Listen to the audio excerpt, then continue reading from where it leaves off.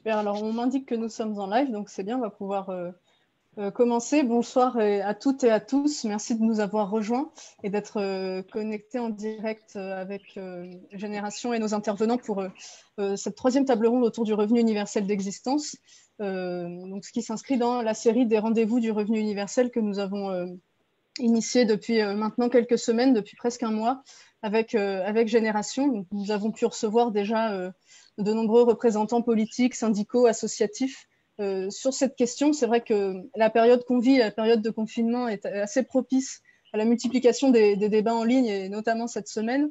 Et la gauche et les écologistes se mettent en branle pour construire le monde d'après. Donc à Génération, on souhaite apporter aussi notre pierre à l'édifice et organiser tout un tas de débats pour porter au cœur du débat public cette idée du revenu universel d'existence, pour montrer les convergences entre les différents acteurs, pour montrer aussi les différences et comment on peut ensemble faire avancer le débat autour de cette question. Donc on va en parler ce soir avec nos trois invités du jour que je remercie d'être là. Mélanie Luce, qui est présidente de l'UNEF, le syndicat étudiant. Michel Pouzol, qui est un ancien député et membre du collectif national de Génération, qui est également réalisateur du film « Pourquoi nous détestent-ils, nous les pauvres ?» Et je pense que de toutes ces expériences, il pourra nous faire part de sa vision du RUE, et également Mohamed Meshpash, qu'on remercie particulièrement d'être là ce soir, fondateur et porte-parole du collectif Assez le Feu et par ailleurs conseiller régional d'Île-de-France. Donc avec vous ce soir, on va parler du revenu universel d'existence, mais on va parler au-delà de la lutte contre la pauvreté, puisque cette idée de comment en finir avec la pauvreté, finalement, c'est une idée qu'on se pose quand on est militant politique ou syndical, associatif de gauche. Et il se trouve qu'à Génération, on espère avoir une partie de la solution, une partie de la réponse avec ce revenu universel comme outil qui garantirait un niveau de vie digne à chacun, indépendamment de son travail ou de son activité. J'en profite pour dire d'abord aux spectateurs qui nous regardent que vous pouvez poser vos questions en commentaire de la vidéo, et je les poserai à mon tour à nos intervenants pour qu'ils puissent apporter des éléments de réponse. Voilà, donc pour commencer cette question du revenu universel et de la lutte contre la pauvreté, il me semble qu'elle prend un éclairage nouveau avec la crise qu'on est en train de vivre et la crise du Covid-19. On le voit au quotidien, les conséquences sociales et économiques se font déjà sentir, et vous êtes, vous trois, des acteurs qui le vivez et qui le percevez au quotidien, et surtout de nombreuses personnes qui basculent dans la précarité ou qui basculent d'une situation assez précaire à la pauvreté. On va peut-être commencer par toi, Mohamed Meshmash, puisqu'on sait qu'on a vu que la Seine-Saint-Denis, notamment, était le département le plus touché par l'épidémie. Donc, la crise sociale a des conséquences sanitaires et la crise sanitaire a des conséquences sociales. Voilà, en tant que responsable associatif, tu as contribué à des retraites de proximité, et on a tous en tête ces images de files d'attente impressionnantes devant les points de distribution d'aide alimentaire. Donc, est-ce que tu peux nous en dire plus, nous expliquer la situation actuelle que vivent bon nombre de personnes dans les quartiers populaires, et comment, avec les associations, vous arrivez à lutter contre ça au quotidien, à apporter des éléments de réponse? Alors, bonsoir à toutes et à tous. Merci de l'invitation, effectivement, pour parler du revenu universel qui aujourd'hui nous aurait peut-être permis à ce qu'on ne fasse peut-être pas ce qu'on est en train de faire avec nos actions alimentaires. Si tout le monde avait peut-être ce revenu universel, alors ça aurait été une bonne chose. Tout simplement, on a d'abord interpellé nos responsables politiques au moment où M. Macron a dit qu'on était en guerre et que c'était l'état d'urgence et qu'il fallait, quoi qu'il en coûte, trouver des solutions. Donc on était capable de verser 300 milliards aux entreprises, et là-dessus, nous on a interpellé en disant d'accord, si on veut donner 300 milliards aux entreprises, c'est bien, mais celles qui font aujourd'hui les beaux jours des entreprises, ce sont les petits gens qui vivent dans ces territoires-là, qui clairement sont des travailleurs pauvres et qui vont être face à des difficultés énormes. C'est-à-dire que cette crise sanitaire met en exergue et met en avant, ce que je dis, c'est une sorte de tsunami de toutes les inégalités sociales qui existent depuis ces 30 dernières années. C'est-à-dire qu'en fait, tout ce qui nous pète à la figure là aujourd'hui, suite aux fameuses queues que vous avez vues, aux longues queues que vous avez vues, parce que les gens viennent récupérer des colis alimentaires, ça retrace toutes les inégalités qui existent dans ces territoires depuis ces 30 dernières années, quoi. Et simplement, cette crise, elle les a mis un peu plus en évidence, et avec des personnes qui, malheureusement, en temps normal, même s'ils ne gagnaient pas énormément, essayaient de vivre dignement et essayer de faire en sorte que leur famille n'ait pas besoin.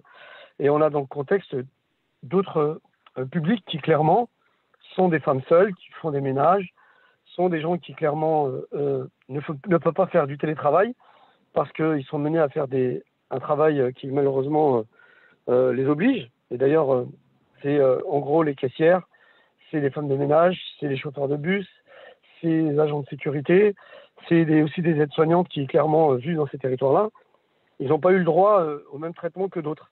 C'est-à-dire qu'eux, on leur a demandé quand même d'aller travailler, mais personne pour garder leurs enfants dans les crèches ou dans les établissements scolaires. Donc ça, c'est une inégalité. On l'a fait beaucoup pour les aides-soignants, pour le monde médical. C'est pas d'opposer les uns aux les autres, hein. C'est juste de dire que, voilà, en termes de traitement d'inégalité. Ensuite, on a des gens qui, malheureusement, se retrouvent en chômage partiel. C'est un manque à gagner. On a aujourd'hui des enfants qui allaient à la cantine, les écoles sont fermées, donc c'était 1 euro la cantine.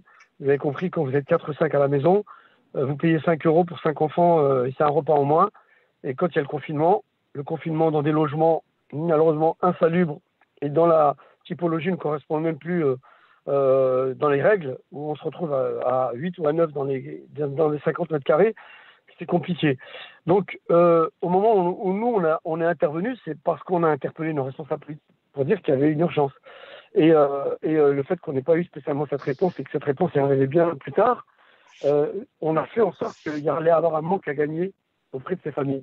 Donc ces familles, on les connaît bien parce qu'on est auprès d'eux au quotidien. C'est-à-dire qu'en fait, on vit dans les quartiers, mais on n'en vit pas. Alors que d'autres vivent pas dans les quartiers, mais vivent de ce qui se passe dans ces territoires. Donc ça, c'est une manière de dénoncer les choses. On a aujourd'hui des gens comme le Secours Populaire, les Restos du Cœur, parce qu'il y a eu le confinement, ils ont arrêté leur activité. C'est souvent des retraités, des personnes âgées, et on comprend qu'ils ont dû fermer leurs portes. Mais en attendant, il y avait des gens qui, clairement, étaient dans le besoin. Donc nous, notre idée, c'était de dire il va y avoir un manque à gagner. Il faut absolument combler ce manque parce que les familles vont se retrouver en difficulté. Et c'est le cas. C'est le cas. Et ça a été tout simplement le fait de se dire on va pouvoir les aider par des aides alimentaires parce que ça coûte cher quand vous êtes plus nombreux à la maison. Quand vous allez avoir des dépenses à la fin du mois, comme vous êtes confiné, vous allez utiliser plus d'électricité, plus d'eau, les charges à la fin du mois, ça va être juste catastrophique. Et toutes les familles qu'on a rencontrées nous expliquent que même s'ils sont soutenus par des aides, parce qu'ils y ont droit, ne leur permettront pas de payer le loyer à la fin du mois. Donc on a tout de suite compris qu'en fait, on allait se retrouver dans une sorte de misère sociale où les gens allaient manquer. Et le but, ça a été de se dire, allez hop, on se débrouille. Comment on fait? On s'est débrouillé. On a vu des copains à nous qui avaient des petites entreprises, qui au début nous ont dit pas de soucis, on va aller dans les grandes surfaces et on va vous ramener ce qu'il faut. Et puis à vous de vous organiser. On a la Fondation Abbé Pierre qui nous a soutenus. La ville qui nous a mis à disposition des locaux, voilà, et la logistique. Et tout le reste, ce sont des bénévoles du collectif et d'ailleurs qui sont venus tout simplement s'y atteler. Et les que vous avez vus, ça lance tout simplement un message. C'est un message politique, en gros.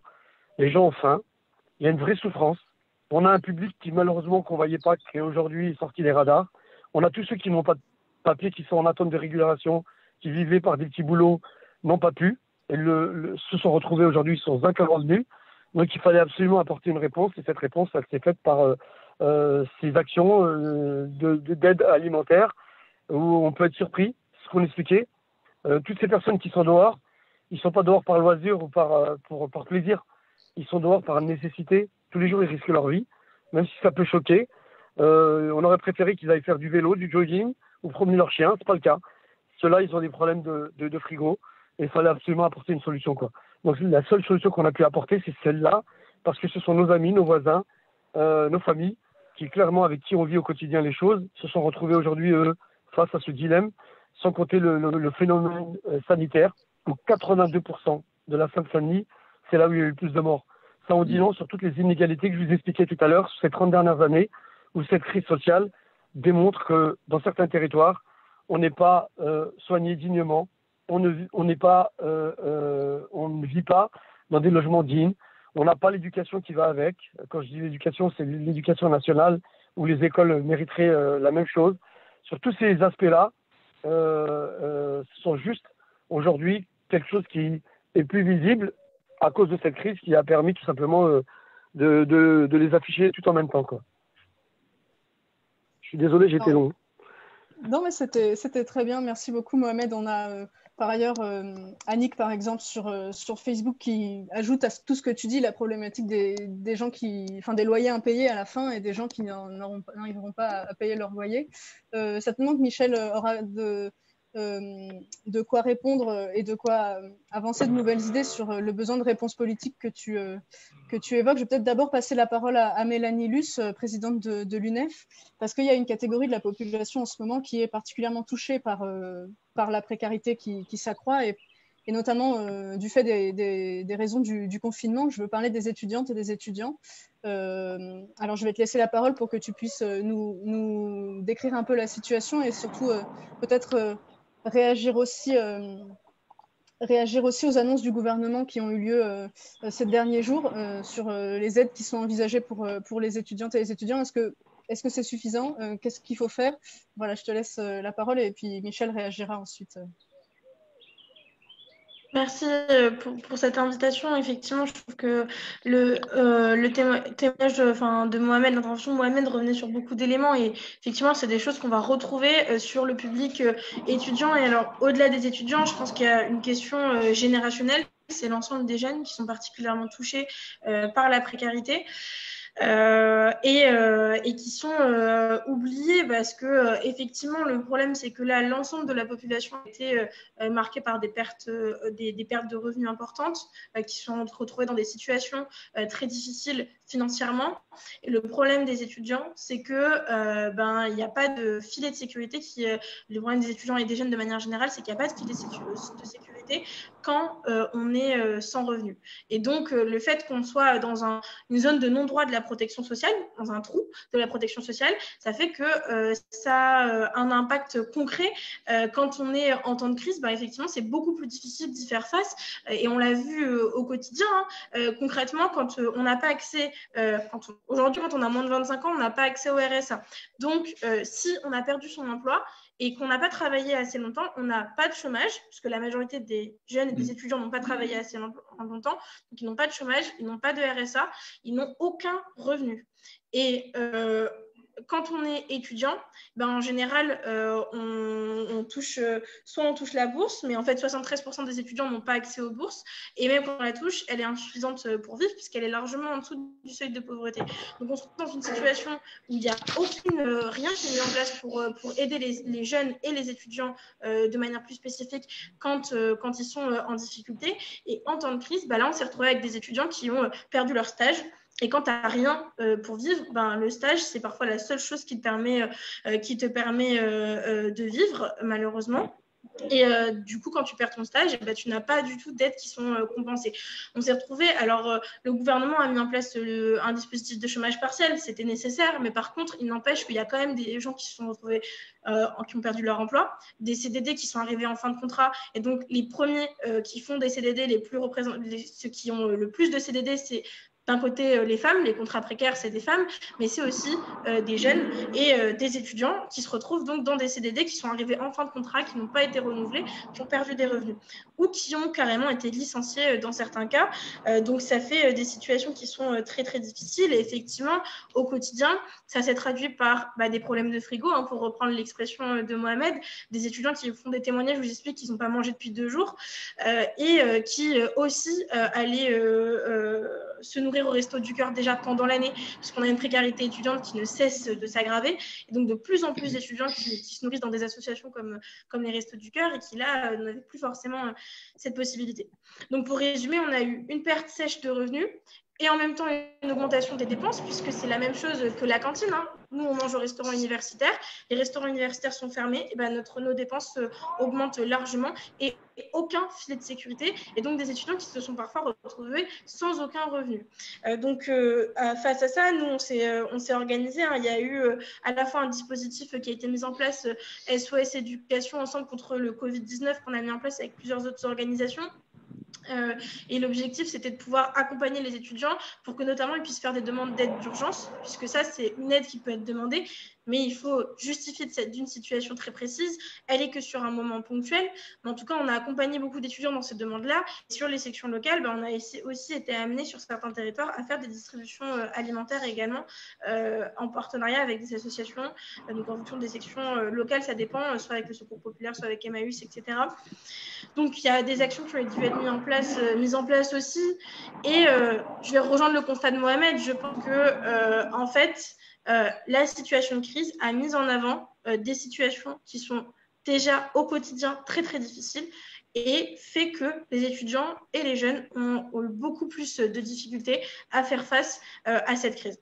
Et en plus de tout ça, nous, c'est rajouté deux autres problématiques. La première, c'est celle de l'isolement. Des jeunes qui se retrouvent confinés dans un 9 mètres carrés et qui n'ont personne à voir de la journée à part le bout de leur lit, puisque dans un 9 mètres carrés, il n'y a pas grand-chose. C'est compliqué psychologiquement. Et donc, on a aussi une question de santé mentale qui s'est greffée là-dessus. Et la question des examens, puisque le problème, c'est que, et des cours, puisque pendant ce temps-là, pendant qu'il y a des problèmes de savoir est-ce que je vais pouvoir manger aujourd'hui, il faut aussi qu'on suive nos cours. Et on a des étudiants qui, en fait, tout simplement, n'ont pas accès aux outils numériques, qui sont en fracture numérique et donc n'ont pas pu accéder à leurs cours, n'ont pas pu ne peuvent pas accéder à faire leurs examens correctement, ou des étudiants qui sont issus de milieux précaires, de milieux populaires, et donc qui sont dans des familles où ils doivent tout simplement s'occuper de leurs frères et sœurs, parce que leurs parents aujourd'hui soit travaillent quand même, soit sont en télétravail et n'ont pas la possibilité de le faire, et donc ils ne sont pas dans un environnement familial qui leur permet de travailler et de faire un examen en direct. Donc, beaucoup de problématiques sur lesquelles peut-être que je pourrais revenir en détail. Nous, donc pendant des mois et des mois, on s'est battu pour avoir au moins une réponse. On demandait une aide nationale qui permette de compenser les pertes d'emploi et de stage. Et donc là, il y a une aide qui a été annoncée. Alors pour nous, cette aide, c'est quand même un premier pas. Et surtout, ce qu'il faut retenir, c'est que ce n'est pas du tout la volonté du gouvernement au départ, mais que c'est le résultat d'une bataille syndicale importante. Nous, on a dû se battre donc pendant des mois pour obtenir cette aide-là. Par contre, ce n'est pas suffisant, effectivement. Et le problème, c'est que quand un job étudiant en moyenne, c'est 740 € et qu'on nous propose 200 € en une fois, alors qu'on a perdu de l'argent en mars, en avril, en mai, en juin et sur les mois qui vont arriver après, forcément que ça ne suffit pas. C'est pareil pour un stage. En moyenne, le minimum, c'est 540 € de gratification. Là, on nous propose une aide de 200 €. Malheureusement, ça ne suffit pas pour répondre à la difficulté, à l'urgence face à laquelle on est aujourd'hui. Donc, c'est pour ça que pour nous, il faut augmenter le montant de cette aide. Il faut la verser sur plusieurs mois, absolument. Et il faut élargir un maximum le public qui la touche. Et puis au-delà de ça, il faut mettre en place plein d'autres mesures. Peut-être qu'on pourra y revenir après pour ne pas occuper trop de temps, mais notamment la question de la suspension des loyers Crous, qui est une nécessité, les aides pendant l'été, l'accompagnement à l'insertion professionnelle, donc beaucoup de choses qui sont à mettre en place. Et puis surtout, ce qui est à réfléchir, c'est notre modèle de protection sociale de manière générale concernant les jeunes, qui en fait fait des jeunes les grands oubliés de la protection sociale. Merci beaucoup. Mélanie, en tout cas, vos deux interventions permettent de mettre en exergue une chose, c'est qu'effectivement, il y a des manques dans notre protection sociale, il y a des trous, et que là, la crise du Covid-19, elle fait basculer des gens dans la pauvreté ou dans la précarité. Et voilà, donc je vais laisser Michel peut-être intervenir là-dessus, puisque tu as certainement des réponses politiques à apporter à ça, ou en tout cas un avis, comment le RUE pourrait être un moyen de répondre à la crise actuelle et de garantir à chacune et chacun un niveau de vie digne en ce moment surtout. Déjà, moi, je voudrais revenir sur ce qu'a dit Mohamed Mechmach, parce qu'il se trouve que je travaille en Seine-Saint-Denis, à Bondy, donc c'est des publics que je fréquente au quotidien. Ce n'est pas une nouveauté. Cette fragilité sociale, on les connaissait, on savait qu'ils étaient là. Il y a des maires de Seine-Saint-Denis qui ont déjà porté plainte contre l'État pour non-respect de l'égalité territoriale. Donc, c'est une vraie situation. Un lycéen ou un collégien en Seine-Saint-Denis, on investit moins sur lui, il coûte moins cher à l'État qu'un Parisien, ou pas Parisien pour stigmatiser Paris, mais que dans notre territoire. Donc il y a une vraie inégalité qui existe. Sauf que là, elle devient, et pour les étudiants, c'est également la même chose. C'est pas pour rien si pendant la campagne des présidentielles avec Benoît Hamon, la première étape de la mise qu'on proposait de mise en place du revenu universel concernait les moins de 25 ans et les travailleurs pauvres. Moi, j'ai la maire de Bondy avec qui je travaille a parlé dans Seine-Saint-Denis pas des premiers de cordée, mais des premiers de tranchée en ce moment. C'est-à-dire que nous, dans ces départements-là, on a effectivement ceux qui sont au quotidien, qui font encore tourner la machine, mais qui payent le double prix, la double peine. Et effectivement, on a des gens, on a un risque dans ces quartiers-là, dans plein d'endroits, mais aussi dans les facs, d'avoir des crises de la faim, quoi. C'est quand même un truc de dingue. Mais ce qui est dingue, c'est que ce n'est pas une nouveauté. C'est qu'on le savait. On sait qu'on est dans un pays. Moi, je vais vous donner un chiffre que j'avais trouvé en travaillant sur le revenu universel et sur l'exclusion et la pauvreté avec le documentaire que j'avais réalisé. En gros, on a quand même un système social qui fonctionne dans ce pays. Il ne faut pas non plus. Il est fort, mais il est fort pour à peu près 60% de la population. Et il est insuffisant pour 40% de la population. Ce qui est énorme. Et ce sont ces gens-là que l'on retrouve effectivement aux frontières parfois de la très grande pauvreté, dans la pauvreté en général, mais aux frontières de la très grande pauvreté, du très grand décrochage qu'on constate aujourd'hui. Et c'est les premiers qui payent, qui prennent ça en pleine dent. Le revenu universel, il avait ça de formidable, parce que on parle de la lutte contre la pauvreté, mais c'est pas que ça. D'abord, c'est un outil de choix, c'est un outil qui redonne du choix aux individus, mais surtout, il est d'autant plus efficace qu'on est en période de crise. Que ce soit une crise collective ou une crise individuelle dans sa propre vie. On a des vies qui vont être fracturées. Les jeunes d'aujourd'hui, moi j'ai une fille qui est étudiante, elle sait que sa vie, ça ne sera pas de rentrer dans une entreprise et de faire une carrière jusqu'à sa retraite, quoi. C'est fini, le système est autrement. Et puis peut-être qu'aussi la volonté est de vivre un peu différemment. Mais donc, dans ces périodes-là et dans ces crises-là, dans ces cassures, le revenu universel a tout son sens. Mohamed parlait tout à l'heure des bénévoles qu'on n'avait pas sur le terrain, par exemple dans les Restos du Cœur, etc., etc. Si le revenu universel permettait de revaloriser le bénévolat comme nous on proposait, c'est-à-dire de lui donner un sens et aussi de permettre à des bénévoles de se consacrer à ça, eh bien peut-être que le choc aurait été un peu amorti. Vous voyez, il y a un côté amortisseur du revenu universel sur ces grandes crises. Comme l'assurance chômage ou l'assurance vieillesse, sont des amortisseurs sociaux. Donc, on a un atout, on a un outil, on le sait, on l'a développé, on en a parlé, on a vendu l'idée, on est parti sur une situation, un constat qui était réel. Et là, ce que vous venez de dire, c'est pas un constat nouveau, c'est juste je dirais le constat, il est encore plus flagrant parce que là, on est dans une crise terrible. Mais ça, on le savait, quoi. Donc les politiques n'ont rien fait depuis des années. Moi, je le dis chaque fois, il n'y avait pas de volonté, il n'y a toujours pas de volonté politique réelle, globale, de lutter contre la pauvreté dans ce pays et de lutter contre la précarité des étudiants, la précarité des plus fragiles. Et je ne parle même pas, comme disait Mohamed Mechmach, de ceux qui sont sans papier, enfin qui vivent dans des conditions incroyables. Moi, j'ai des cas autour de moi que j'essaie de régler en ce moment qui sont délirants, quoi, délirants. Et c'est des gens qui sont dans une situation qu'on n'imagine même pas et qui sont, honnêtement, il faut le dire, intolérables pour la 5e ou 6e puissance économique du monde, qui a les moyens d'y répondre.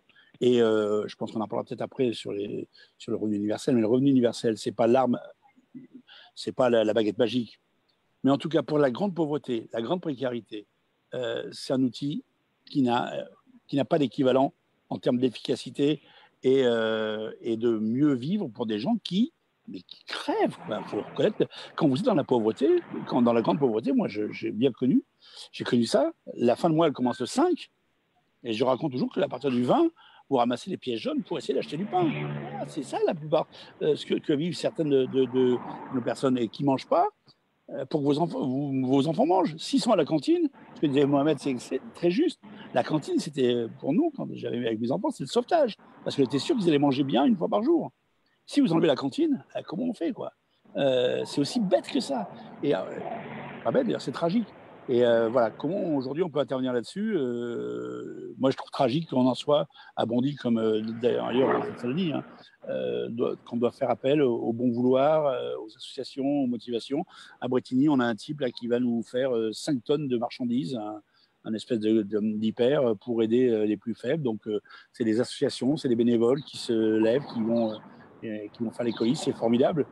Mais ça ne devrait pas être comme ça, quoi. Ça devrait pas être comme ça. On a les moyens de créer des structures, et je pense que le revenu universel fait partie de ces outils-là pour être un amortisseur social des crises telles que l'on vit, les crises globales, et puis celles qui sont comme celles que l'on traverse en ce moment, qui sont un peu plus imprévisibles.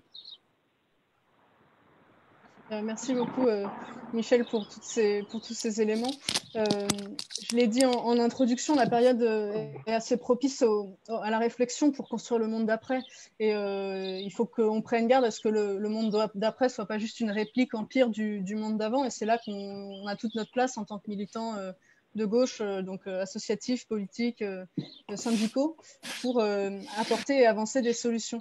Je vais peut-être laisser Mohamed intervenir avant, comme il ne pourra pas forcément rester avec nous jusqu'à la fin pour voilà, cette nouvelle société, enfin cette société qu'il faut qu'on construise et pour y apporter des réponses, il faut qu'on puisse refonder notre protection sociale, on l'a dit, et construire une société plus émancipatrice et également un modèle de développement plus redistributif des richesses pour lutter contre les inégalités. C'est là que, à notre sens, le revenu universel d'existence peut trouver toute sa place. Mohamed, je ne sais pas si tu souhaites intervenir à nouveau. Tu l'as dit, les associations permettent de pallier le manque de réponse de l'État, permettent aux gens de survivre. Est-ce que, selon toi, le revenu universel ne serait pas une étape supplémentaire pour que chacun puisse vivre dignement? Et on a notamment Patrice sur le chat, là, le Facebook, qui nous dit, qui rappelle la problématique également du non-recours aux aides sociales, qui est une grande question. Et certainement qu'après, Mélanie souhaitera intervenir sur les questions de jeunesse. Oui, tout à fait. Encore une fois, ce que je disais au début, ce revenu universel, je pense qu'il aurait vraiment permis, en tout cas, de faire tampon face à des crises comme on est en train de vivre là. Le fait qu'on ne prenne pas en compte, encore une fois, l'expertise de ces experts qui, au quotidien, vivent les situations, ils n'arrêtent pas, effectivement, de nous expliquer. En fait, ce que je disais, quoi, il y a des travailleurs qui sont des travailleurs pauvres qui, malheureusement, eux, n'auront peut-être pas le droit à ces aides-là.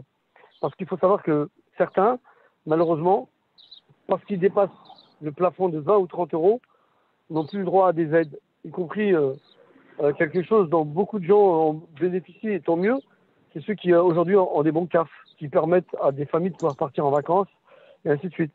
Moi, je connais des familles qui, clairement, à la hauteur de 20 euros ou 30 euros près, ils sont plus, ils dépassent le plafond, ils n'ont pas le droit à ces aides. Alors qu'en fait, il n'y a pas plus que ceux qui, aujourd'hui, les ont. Et ça, c'est une injustice. Ça, c'est quelque chose qui devrait être revu. En gros, les associations, aujourd'hui, font ni plus ni moins ce que les services publics auraient dû faire. Regardez dans ces quartiers qui, aujourd'hui, sont laissés pour compte, où on voit bien que les services publics n'y y sont plus. Mais quand je parle des quartiers populaires, j'ai aussi une pensée pour les quartiers ruraux. J'ai une pensée pour les dom-toms qui eux aussi vivent ces situations-là. C'est-à-dire qu'en fait, on a des situations qui sont similaires dans différents territoires, où on a le sentiment que ces territoires, ils sont des territoires à part et pas des territoires à part entière, quoi. Et on a vu souvent les associations, tout simplement, refaire le travail de ce que devraient faire les services publics. Et maintenant, on a des associations qui sont cantonnées et qui ne coûtent pas un rond à l'État, ou qui sont tout simplement qui coûteraient moins cher, où on voit des gens aujourd'hui qui font de l'accompagnement à du droit commun, qui font de l'aide à devoir, qui font aujourd'hui de la prévention sur la santé, qui font aujourd'hui du travail autour de tout ce qui concerne la parentalité. Il y a quelque chose qui cloche dans cette société-là. Et ce qui est malheureux, c'est qu'en fait, moi je milite depuis très longtemps. Moi j'ai connu ce qui s'était passé en 83 quand il y avait la marche pour l'égalité contre le racisme, concernant ces enfants d'immigrés qui réclamaient juste une chose, c'est qu'on les respecte. Et ça fait malheureusement 40 ans qu'on nous traite comme une exception, qu'on fait des mesures d'exception pour nous, alors qu'en fait, ces habitants ne demandent qu'une chose, c'est d'avoir les mêmes droits communs. Le même droit commun, c'est d'avoir une école digne, des maisons de santé dignes, c'est accès à la culture, c'est accès à l'emploi, c'est ne pas être discriminé parce que vous vivez dans un territoire où vous avez été stigmatisé parce que les médias n'ont qu'une envie, c'est de montrer le mauvais côté de cette société où des gens vivent dans ces banlieues-là.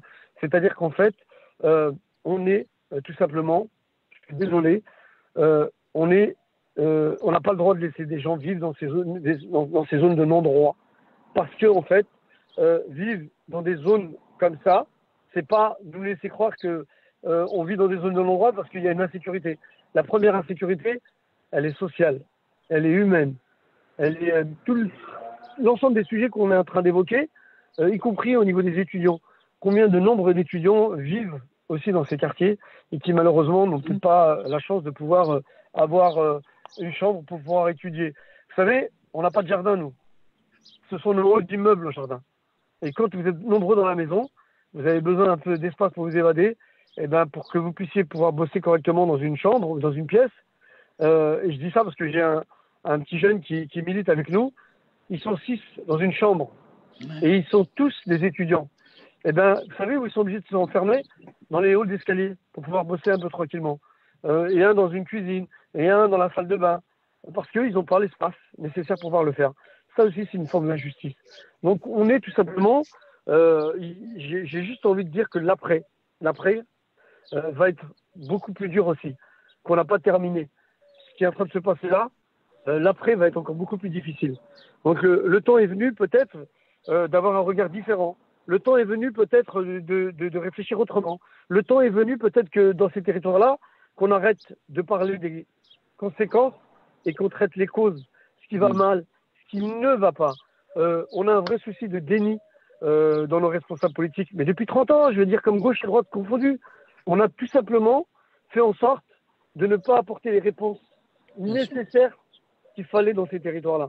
Et donc c'est trop facile à chaque fois de répondre quand ça commence à brûler, quand ça commence à mener des actions comme on a pu mener là sur le fait des actions d'aide alimentaire, de pouvoir tout simplement apporter juste une petite réponse qui ne va pas régler le problème de fond. Donc le revenu universel peut-être pourra peut-être à un moment ou l'autre réguler lorsqu'on aura des crises comme ça, qui permettra tout simplement à des familles qui malheureusement, beaucoup dans ces quartiers, se lèvent très tôt le matin, vont travailler, sont des étudiants qui malheureusement ont du mal à finir leur fin de mois et que peut-être ce revenu universel aurait pu leur permettre en attendant et honnêtement de pouvoir vivre dignement parce que toutes les familles qui viennent dans ces queues, comme je vous l'ai dit tout à l'heure, c'était une grosse souffrance. C'est une partie d'eux où leur humilité tombe. Ce ne sont pas des mendiants, ce ne sont pas des miséreux, ce sont juste des gens qui malheureusement aujourd'hui face à cette crise les a mis au pied du mur. Et ils viennent, croyez-moi, et cette souffrance on la voit dans leur visage. On la voit quand ils prennent leur sac de colis alimentaires, qui s'excusent auprès de nous, en disant je suis désolé d'être là et que je sais que ce n'était pas ma place. Et nous, on leur explique tout simplement qu'on comprend et qu'au contraire, c'est aussi leur place parce que on comprend la situation et la difficulté qu'ils ont. Et même ces familles qui étaient solidaires et qui arrivaient à apporter des petits soutiens à d'autres qui n'en avaient pas, moi, dans mon collectif, j'avais beaucoup de mamans qui faisaient des repas pour aller faire des maraudes pour les sans-abri, pour les réfugiés qui aujourd'hui viennent chercher ces colis. Je vois bien la souffrance de leur côté. Elles étaient juste en train de se dire qu'elles n'auraient jamais imaginé qu'elles aussi, demain, elles étaient obligées de se retrouver là-dessus, quoi. Donc la pauvreté, la précarité dans ces quartiers existe de plus en plus. Et croyez-moi que, regardez, les initiatives qu'on mène nous, on n'est pas les seuls. Il y en a beaucoup. C'est des initiatives d'habitants, de petites associations. Et c'est tout simplement ce qu'on a réussi à mettre en place, c'est le pouvoir d'agir. Pour pouvoir, à un moment ou l'autre, dénoncer et pointer ces injustices qui durent depuis ces 30 dernières années, quoi. Donc, le temps est venu et j'ose espérer que derrière, on va pouvoir commencer à réfléchir différemment parce que le plus dur reste à venir. Et ce qu'on disait tout à l'heure, c'est que vous verrez que derrière va se suivre d'autres formes de violence et on les a aussi vues, je tiens à en parler, toutes ces violences policières qu'ont subies les territoires, et notamment les quartiers, où est-ce qu'on a eu le droit à des violences sans nom, à ce qu'on a eu le droit à ce qu'on nous mette des amendes à tout va, ou est-ce que des petits chimaniques qui vont acheter une baguette qui ne savent ni lire ni écrire, on attend qu'ils sortent de la boulangerie, on sait qu'il y en a avec des dans la main, et on leur met quand même les 135 € d'amende, alors que la personne explique qu'il n'est pas dehors par plaisir, mais qu'il est venu chercher une baguette de pain, c'est juste pas acceptable. Donc, il y a qui ne fonctionne pas dans cette société. Moi, j'aurais préféré que la police, au lieu de nous filer des amendes, elle nous file des masques. Peut-être que ça aurait sauvé des vies, quoi. Parce que le taux de mortalité en Seine-Saint-Denis est juste déplorable, quoi. Mais ça, on dit long sur tout le reste, quoi. Donc, le temps est venu, honnêtement, de réfléchir à tout ce qui va se passer derrière. Et j'ai juste une pensée à tous ceux qui, aujourd'hui, n'arrivent pas à payer leur loyer, ceux qui vont être assignés, ces jeunes qui sont étudiants qui vont être assignés dans des tribunaux, qui demain seront expulsés. Même les bailleurs, je suis désolé, pendant des années, ils ont tout simplement rentabilisé leur bien au dos de ces habitants-là, et ils auraient pu faire un effort d'arrêter les loyers pendant 2 mois, quoi. Je pense pas qu'on les aura mis par terre, quoi. Mais là, en attendant, il y a des familles qui, clairement, derrière tout ça, entre le chômage qui va continuer, ceux qui sont fait licencier, ceux qui aujourd'hui ne retrouveront pas de travail, ceux qui auront du mal à remonter la pente, derrière, ouais, moi je dis que derrière, il va s'annoncer quelque chose d'assez violent, quoi, si on n'arrive pas à apporter les réponses nécessaires. Et encore une fois, en prenant le mal à la source, c'est-à-dire les causes et non pas les conséquences. C'est trop tard, quoi. Il faut on sorte du déni et qu'on puisse clairement poser des actes. Il y a les mots pour séduire, les actes pour convaincre. Les mots, ça suffit. Passons aux actes, quoi.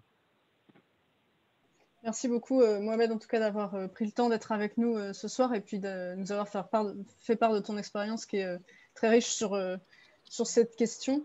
Mélanie, je me tourne vers toi. Tu voulais réagir et surtout, tu sais, comme nous tous et encore mieux que nous tous, que la précarité étudiante n'a pas attendu le Covid-19 pour être une réalité. Et à l'UNEF, vous travaillez sur tout un tas de pistes de solutions pour y répondre. Donc voilà, je te laisse développer ça.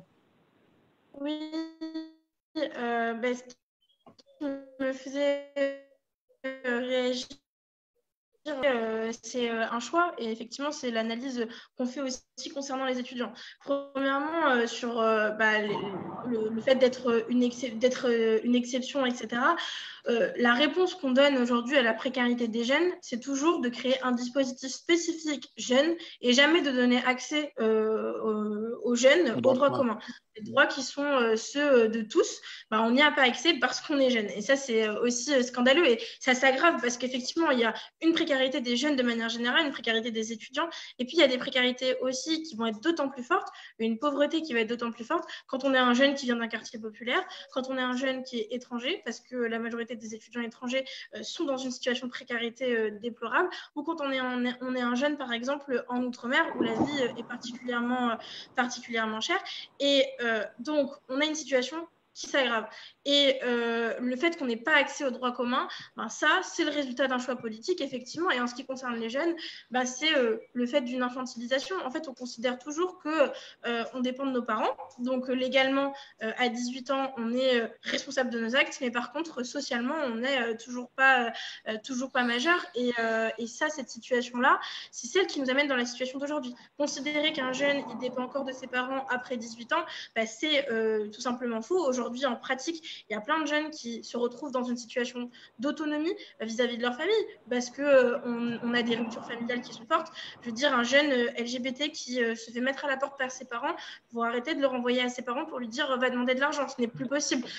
Un jeune tout simplement qui fait le choix de prendre son autonomie parce qu'il veut faire ses propres choix pour lui-même et pour son avenir, il me semble que c'est normal et que c'est qu'en permettant aux jeunes d'accéder à l'autonomie qu'on réussira réellement à casser les inégalités sociales, parce que si c'est notre famille qui détermine toujours ce qu'on fait à l'avenir, on s'en sortira jamais. Donc, il faut permettre cet accès à l'autonomie. Cet accès à l'autonomie, il passe par arrêter l'infantilisation, arrêter de considérer que les jeunes ils seront aidés par leur famille. Et en plus, cet élément est d'autant plus important quand on sait, comme le détaille Mohamed, qu'il y a des familles qui ne peuvent plus aider, qui n'ont de moins en moins les moyens d'aider. Et donc, quand la famille ne peut plus aider, que tu n'as pas de filet de sécurité en termes de protection sociale, tu te retrouves sans rien. Et c'est cette situation qui amène des jeunes à décrocher. Et après, on va dire, il y a un taux de réussite à l'université qui est très bas, etc. C'est toujours, on va regarder les chiffres, se rendre compte qu'il n'y a que 12% d'enfants d'ouvriers en licence. Quand on arrive en doctorat, ils sont 4%. donc c'est quand même une sous-représentation par rapport à la société. Et on va faire des constats comme ça et se dire, il faut changer des choses, mais la base, l'origine, c'est donner accès aux droits communs aux jeunes.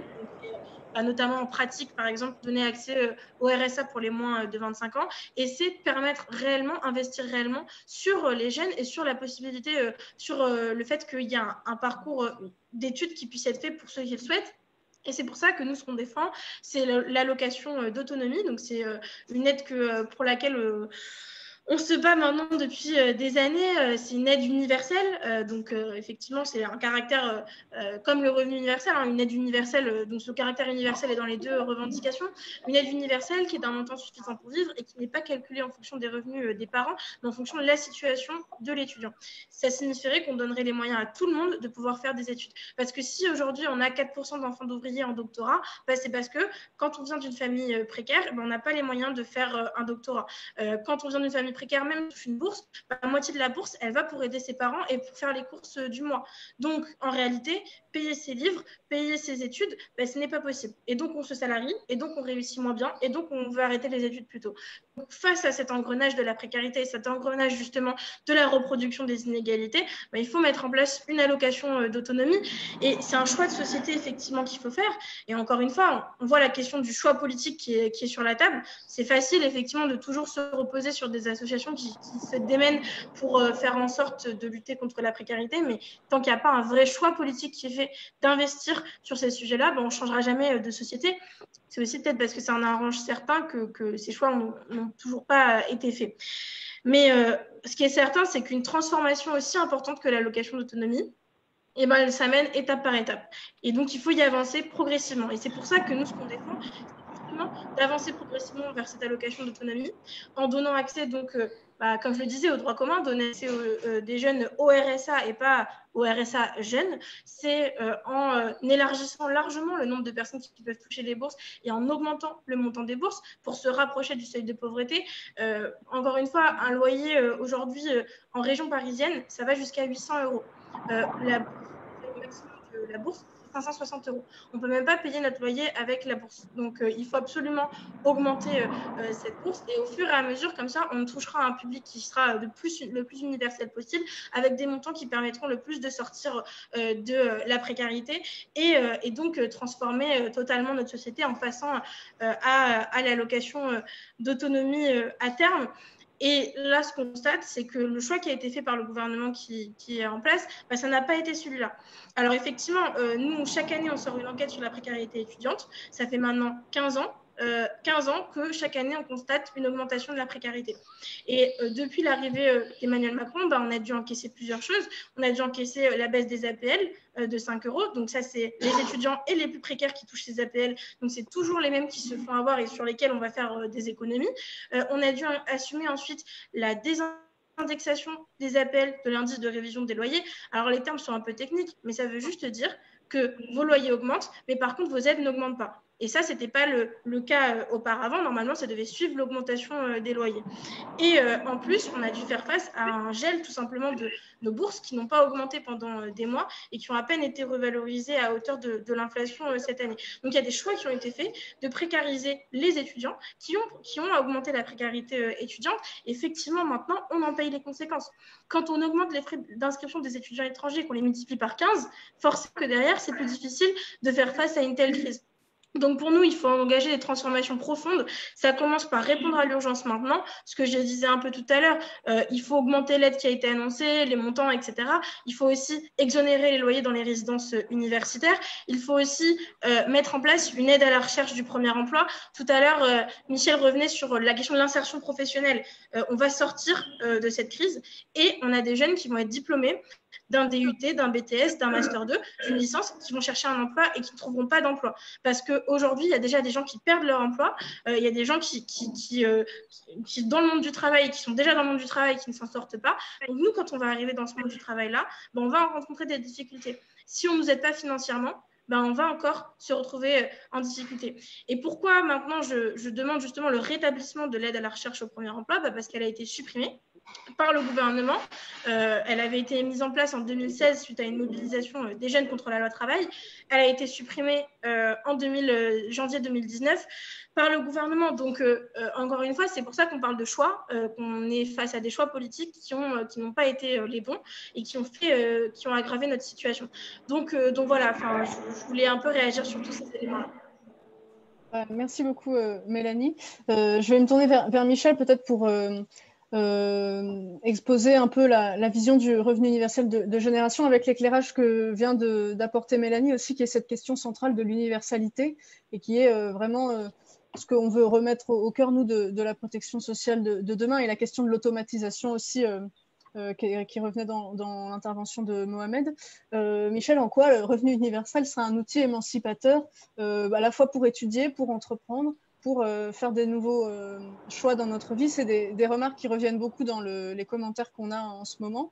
Et en quoi ça, ce revenu universel-là, avec toutes ces garanties-là, du coup, il se distingue d'un revenu universel qui serait libéral, et d'une vision plus libérale de l'idée. Voilà, nous, il me semble qu'à Génération, c'est ce qu'on défend aussi pour ancrer cette idée à gauche. Donc voilà, je te laisse développer. Mais je voudrais d'abord dire un truc sur le revenu universel qu'on ne dit pas assez souvent, parce qu'on parle beaucoup d'expérimentation, de choses parcellaires, etc. En fait, à force de travailler, moi, sur ce sujet, et d'animer des conférences, des débats, etc., et d'y réfléchir, je me suis rendu compte qu'il y avait une particularité au revenu universel. C'est plus on lui demande de choses, plus on est exigeant avec ce qu'on en attend, plus ça fonctionne. C'est-à-dire, par exemple, l'exemple, je crois que c'est finlandais, où il l'avait concentré sur la recherche d'emploi, ce n'est pas super efficace.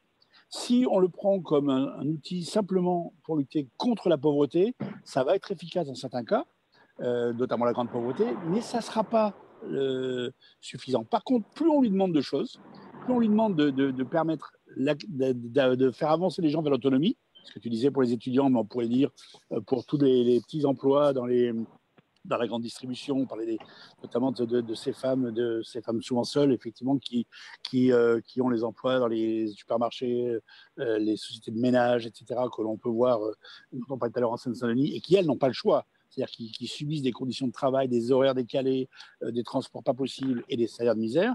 Eh bien, le revenu universel leur donnerait, de fait, un choix et une nouvelle manière d'envisager aussi leur rapport avec leur patron, avec leur entreprise. Pour les étudiants, c'est la même chose. Donc, plus on est exigeant avec le revenu universel, plus ça peut permettre de donner et de l'autonomie et des ressources financières, parce que la pauvreté, c'est quand même, c'est pas que du pognon, mais c'est aussi du pognon quand même. Quand on n'arrive pas à faire ses courses, quand on n'arrive pas à nourrir sa famille, quand on n'arrive pas à boucler les fins de mois, quand on n'arrive pas à payer son loyer, comme disait Mohamed, quand on est juste en dessous des seuils, le revenu universel, c'est un vrai atout. C'est pour ça que nous, on voulait le mettre au départ en remplacement de la prime d'activité pour les salariés les plus pauvres, parce qu'on est quand même dans un pays où aujourd'hui, travailler n'assure pas le fait de vivre ne serait-ce que normalement. C'est-à-dire que de plus en plus de gens cherchent un boulot, et ceux qui en ont vivent mal parce que le boulot ne leur permet pas de vivre. Bon. Donc, le revenu universel, il permet ça. Sur les étudiants, tu ne l'as pas dit, Mélanie, mais je sais que tu as ça en tête, un étudiant qui travaille en dehors de ses études a 2 fois moins de chances de réussir ses études que quelqu'un qui ne travaille pas, qui peut s'y consacrer pleinement. On ne peut pas se consacrer pleinement à ses études de manière allégée et, je dirais, structurée, si on est obligé d'aller bosser au McDo du coin ou au Carrefour du truc. Voilà, ça c'est clair, avec toute la sécurité que ça représente. Donc, le revenu universel, pour ça, il a cette valeur-là, déjà, il a cette valeur-là. Mais il a aussi la valeur de libérer des énergies. Moi, j'entoure moi des jeunes qui font plein de choses, qui veulent monter des startups, des choses comme ça, etc. Eh bien, quand vous avez un revenu universel, vous pouvez prendre le temps de réfléchir à votre idée, de la construire, de la bâtir, sans savoir si vous allez bouffer le lendemain ou pas. J'ai eu un exemple dans une soirée comme ça, en province, où il y avait une dame qui me dit « Oh, mais votre truc, c'est un truc de bobo parisien, ça ne concerne pas mes enfants. » Et j'ai dit « Mais ils font quoi, vos enfants ?» Elle m'a dit « Mes enfants, ils sont boulangers. Ils avaient 22 et 24 ans. Et ils voulaient monter une boulangerie, mais ils n'y arrivaient pas. » J'ai dit « Mais vous rigolez ou quoi? C'est pile poil pour vous. C'est-à-dire que si vos fils avaient tous les deux un revenu universel et qu'ils veulent monter une boulangerie, ils vont trouver un village où il y aura des fonds qu'on va leur louer pas cher pour les installer, et ils auront 2, 3 ans, 4 ans peut-être, le temps de se faire une clientèle pour voir venir, pour ne pas être le couteau sous la gorge, parce que le revenu universel leur permettra de développer leur activité. Là, ah ben, je n'avais pas vu les choses comme ça. Donc, c'est cette idée de choix du revenu universel qui est extrêmement forte, cette idée d'autonomie, d'aller vers l'autonomie. Mais là, c'est là où on est d'accord, où on est en désaccord avec les versions libérales. Le revenu universel ne pourrait pas, dans notre logique, être un solde de tout compte. C'est-à-dire, on vous donne une somme, vous vous débrouillez pour votre sécu, pour vous bouffer, pour la culture, pour tout ça. Ça ne peut marcher que si on l'adosse à une vraie politique de réduction du temps de travail. C'est quelque chose d'historique, la réduction du temps de travail. C'est inscrit dans la logique de l'humanité. Donc, on avance petit à petit vers ça. Mais il faut encore le remettre sur le tapis. Il faut remettre des politiques d'autonomie. Pour la grande pauvreté, il faut aussi que des politiques d'accompagnement existent. Il faut aussi qu'on fasse des rattrapages sur les territoires qui sont en délestage. Ce que disait Mohamed Bechmach tout à l'heure, ce qui est délirant, par exemple, en Seine-Saint-Denis, c'est pas que la Seine-Saint-Denis ait un problème à particulier, c'est qu'on ne respecte pas l'égalité territoriale pour ce département. C'est-à-dire qu'ils ne sont même pas à égalité, ils sont en dessous. C'est-à-dire que même si on y mettait plus de moyens, on ne ferait que rattraper une inégalité. C'est ça qui est délirant. Eh bien, il faut que le revenu universel accompagne ces mouvements-là. Et ça permet de revoir la chose au niveau de l'individu. Alors, avec deux choses. Automaticité, c'est-à-dire qu'il n'y a pas de seuil. Voilà. On ne va pas vous demander tout le temps si vous en avez besoin ou pas. Le mois où vous n'en avez pas besoin, c'est tant mieux. Le mois où vous en avez besoin, vous l'avez. Et là, c'est ce qui vient de se passer. Vous n'avez pas la question à vous poser. Vous savez que ça tombe et que vous pouvez assumer vos besoins. Deuxièmement, l'individualisation. Ce n'est pas les familles, effectivement, parce que là aussi, il faut qu'on sorte de ce monde où on considère que la famille est le point d'ancrage absolu, alors que la pauvreté touche d'abord les familles monoparentales, et très, très fortement. Donc voilà, ça donne aussi l'autonomie aux femmes. Moi, dans les quartiers ou même ailleurs, dans plein d'endroits, je connais des femmes qui ne quittent pas leur mari alors qu'elles devraient, un mari violent, pour aussi des raisons économiques, parce qu'elles flippent, parce qu'elles n'ont pas un rond, parce qu'elles ont été mises dans sous la coupe de mecs pas possible. Eh bien, le revenu universel, ça leur permet ça aussi, cette autonomie-là. Et donc, c'est des points fondamentaux. Universel, individuel, automatique. Sinon, ça ne fonctionne pas. Et toutes les expérimentations qu'on voudra faire autour, si elles ne respectent pas ça, l'automaticité, l'universalité et l'individualisation des choses, alors on n'aura qu'une petite partie d'une petite vision de ce que pourrait être un revenu universel. Et moi, je reviens à ce qu'on avait proposé pendant la campagne présidentielle avec Benoît Hamon, où, comme j'étais son porte-parole, j'ai porté ça pas mal de fois. Commencer par les étudiants, tu as raison, Mélanie, c'est quand même incroyable que nous soyons dans un pays. On a 18 ans, on peut faire ce qu'on veut, on vote, on fait, bref, on conduit une bagnole, on fait ce qu'on veut, etc. Mais par contre, on n'est pas un citoyen tout à fait à part entière parce que la solidarité nationale ne nous concerne pas. Voilà, c'est un truc, un espèce de truc de dingue. Je comprends même pas que, même intellectuellement, quoi, c'est incompréhensible. Je pense que tout le monde devrait se réveiller là-dessus. Et donc, l'idée de commencer par les 18-25 ans, en gros, plus les travailleurs les plus en difficulté, ça permettrait effectivement de rentrer dans le revenu universel.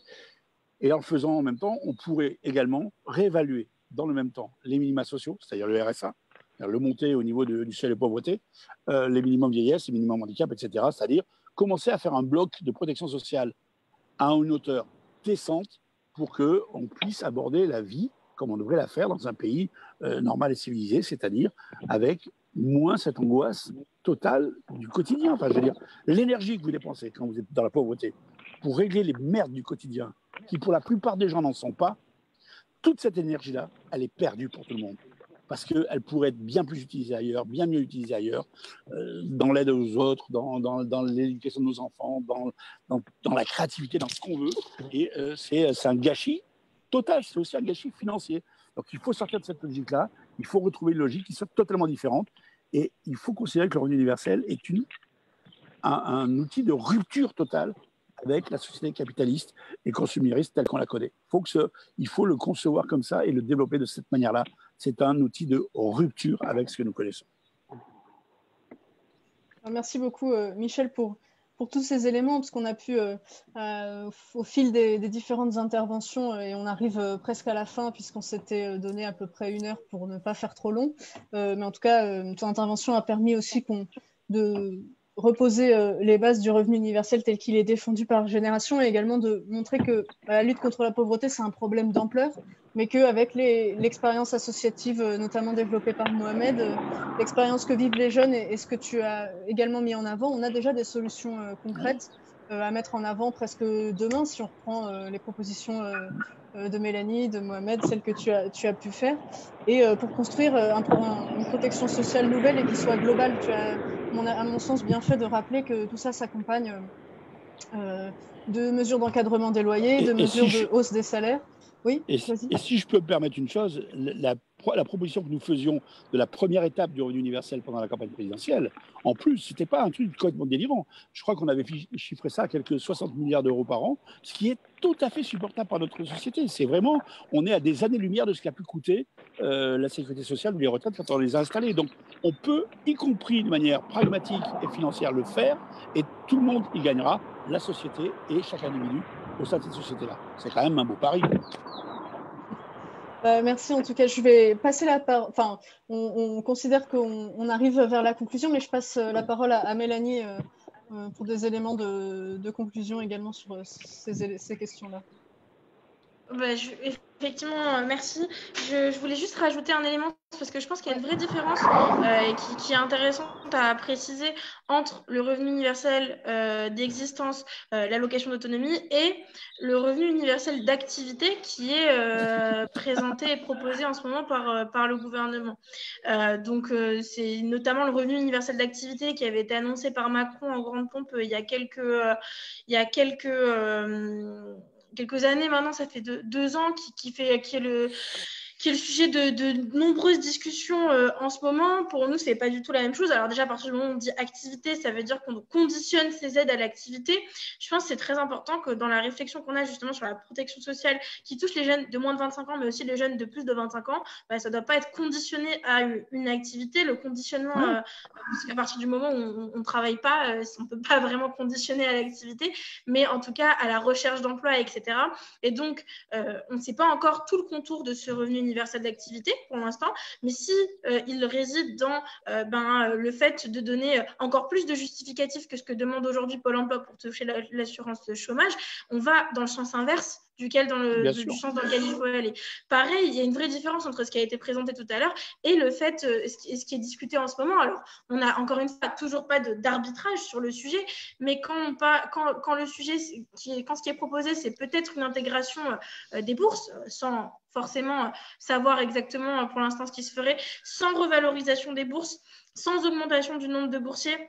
Et en plus, on nous parle de rassembler tout ça avec des minima sociaux, des APL, etc.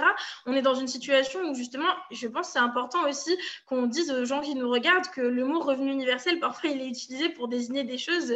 Voilà, c'est un peu ce que tu disais au début quand tu disais c'est la différence avec le revenu universel des libéraux. Je pense que quand par la suite, à la sortie de cette crise, on aura certainement un gouvernement qui va s'appuyer dessus pour dire voilà la solution pour l'après, attention, parce qu'un revenu universel qui n'augmente pas les bénéficiaires chez les jeunes, qui n'augmente pas le montant qui est touché, qui au contraire fait perdre la possibilité, par exemple, des étudiants de se faire entendre sur leur bourse, parce que si, par exemple, on ne sait pas encore ce qui va se passer, mais si d'avance, si d'aventure, on a un revenu qui n'est pas distribué par les Crous, par exemple pour les étudiants, ça veut dire que les étudiants ne peuvent même plus donner leur avis sur l'aide qui va leur être attribuée. Donc, je pense que c'est très important pour tous ceux qui nous regardent de aussi être très vigilants à ce qui sera annoncé par la suite et à être en capacité de faire bien la différence entre tout ce qu'on a pu tous détailler aujourd'hui et le reste. Voilà, et c'est pour ça que moi, je pense que l'enjeu de l'après, pour conclure, pour nous, c'est à la fois de répondre, de gérer l'urgence maintenant et d'utiliser la période qu'on est en train de vivre pour transformer notre société. Et ça doit passer par des projets qui sont révolutionnaires. Et effectivement, ça a un caractère révolutionnaire, que ce soit le revenu universel que vous mentionnez, l'allocation d'autonomie que nous on défend, ce sont des projets à vocation révolutionnaire parce qu'ils ont pour vocation de transformer notre société. Et je pense que ce qu'a montré la crise d'aujourd'hui, c'est que le monde d'avant, il ne suffit pas et il n'est pas acceptable. C'est pas un monde assez un monde dont on peut se satisfaire aujourd'hui, effectivement, quand on est la 5e puissance mondiale, ou 6e, je ne sais même plus exactement aujourd'hui. Et c'est pour ça qu'il faut le transformer. Après, pour nous, ça veut dire aussi le monde d'après en ce qui concerne les étudiants. Ça doit passer par à la fois des questions sociales. Et donc là, on vient bien de les détailler en détail. Mais ça ne peut pas se reposer que sur ça. Et on a parlé beaucoup des services publics. La question sociale, elle passe aussi par le financement des services publics. Si on est dans cette situation, c'est parce qu'on a eu un sous-financement de ces services publics-là, des hôpitaux, de plein de dispositifs qui sont mis en place et donc de l'université également. Et le financement à vocation notamment pédagogique, etc., il sera important. Je mets la carte un peu du sujet, mais je pense que c'est important aussi de poser en conclusion quelques perspectives qui sortent un peu uniquement du prisme social, même s'il est prioritaire dans la période. Je suis totalement d'accord avec ce qui a pu être dit là-dessus. Voilà. Merci beaucoup en tout cas pour cette conclusion parfaite et parfaitement synthétique et qui en plus ouvre sur d'autres perspectives. Michel, est-ce que tu veux, comme Mélanie, dire ton mot de la fin? Ouais, non, mais juste un mot, parce que ce qu'elle vient de dire est très important sur le projet du gouvernement. Il faut savoir, par exemple, que ce projet de revenu, moi je n'appellerai jamais universel parce qu'il ne l'est pas, doit se faire à enveloppe égale, par exemple, à enveloppe constante, ce qui veut dire que, pour être très clair et sans rentrer dans les détails, tous ceux qui ont droit à des minima, à des aides, les auront, mais elles seront toutes diminuées d'autant, puisque l'enveloppe sera égale, et qu'aujourd'hui, une des grandes problématiques qu'on a avec tout ce qui est aide sociale et accompagnement social, c'est le non-recours. En fait, dans le monde du social, ce qui est le plus délirant, c'est que les gens les plus en difficulté ne font pas appel aux droits qui sont les leurs. Pourquoi? Parce qu'ils les méconnaissent, parce que c'est très compliqué, parce qu'ils ne veulent pas être stigmatisés. Quand on va leur donner tous un petit peu, on va leur donner tous un petit peu moins. C'est-à-dire qu'on va faire des économies sur les plus pauvres et les plus précaires. Et le revenu universel, s'il doit être universel, inconditionnel et individuel, c'est justement pour stopper la stigmatisation entre ceux qui le touchent, ceux qui ne le touchent pas, ceux qui sont au-dessus de la barre, ceux qui sont en dessous. C'est automatique, systématique, et ça vous permet de voir le jour où vous en avez besoin. Vous l'avez, le jour où vous n'en avez pas besoin, c'est tant mieux, c'est ce que je répète. Il y a des gens qui en auront besoin tout le temps, d'autres peut-être moins.